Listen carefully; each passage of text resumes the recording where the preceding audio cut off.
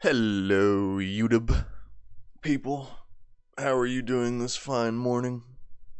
Real quick tutorial here for you guys today.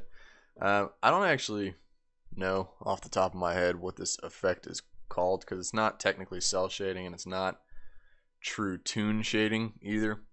But it's this effect where you have like a nice border around the outside of your models. And there's a couple ways to do this. One of the ways is that you can just duplicate the object and then scale it up a little bit, make it a black texture and reverse the normals. But then you have double the geometry of whatever object you're using.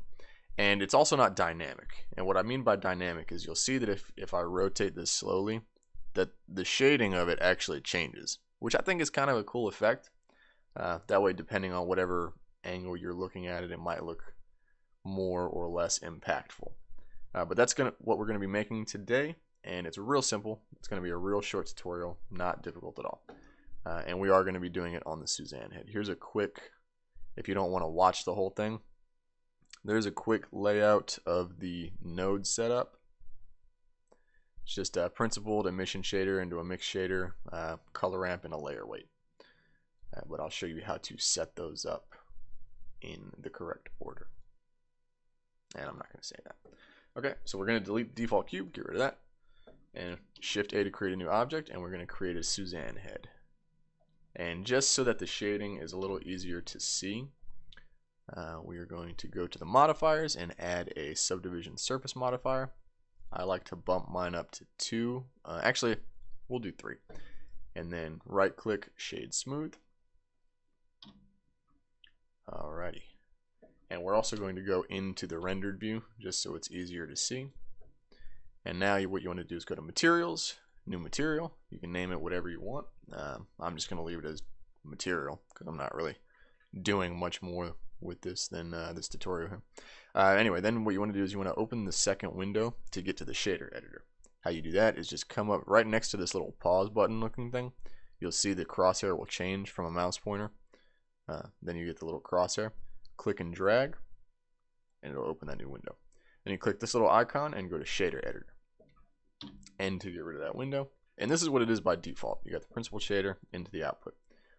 I'm going to move this over because we got a couple things that we got to do. First thing we got to do is add a mix shader. And just drag that right in there. Then you want to add an emission shader. Put that right there, link that there. It's going to make this glow white, but we don't want white. You want to take the color, drop it to straight black. And it'll look like it's not emitting anything, which is fine because we don't really need it to emit light, and black doesn't emit light anyway. Then in order to change the factor, we're going to add a color ramp node. Hook that up there. And then in order to get the outline effect, you need to use something called a layer weight. And I think in the old Blender this used to just be the Fresnel node, or maybe it was the layer weight and the Fresnel node was different. But you want to take the facing output and put it into the factor. And normally I'll leave it at 5 just to see what it's doing, but you see it kind of has the effect right now. I'm going to deselect the object. But it looks like it's a little too far dispersed, so you want to drag these values in. And this will bring up the highlights a little bit. So where you really start to see it is when you drag the white value down.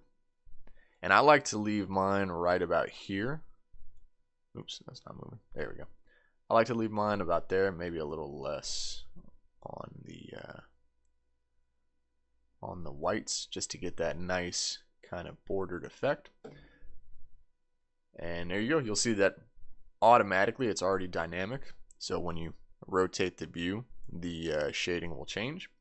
And now, if you don't want to have to mess with this every time you want to make it thicker or thinner, you can actually just come over here to where it says blend. And if you zoom in and up the blending a little bit, you'll see that the line gets thicker and thicker until you have like this crazy shading effect.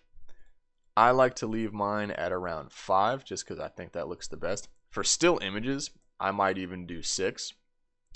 Because you'll see that on the ear it doesn't show up as much as it does, say like right here around the mouth or even on the head.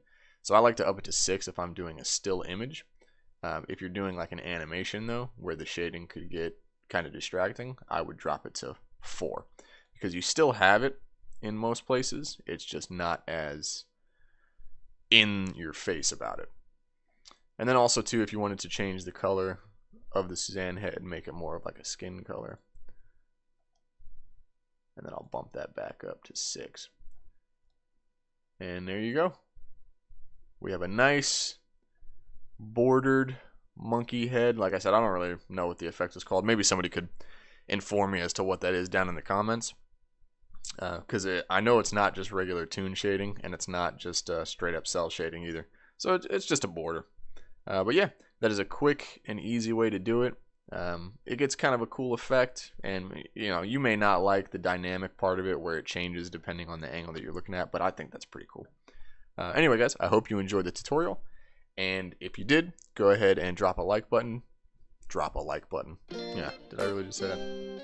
Hit the like button so that other people may find the video as well. If you know anybody that uses Blender, go ahead and share the video with them also so that they can learn this neat little tip. And if you want to see more videos from me in the future, go ahead and hit that subscribe button and the little bell. That way you'll be notified whenever I release future videos. Bye-bye. I was still too young to realize that these summertime jobs, they don't last.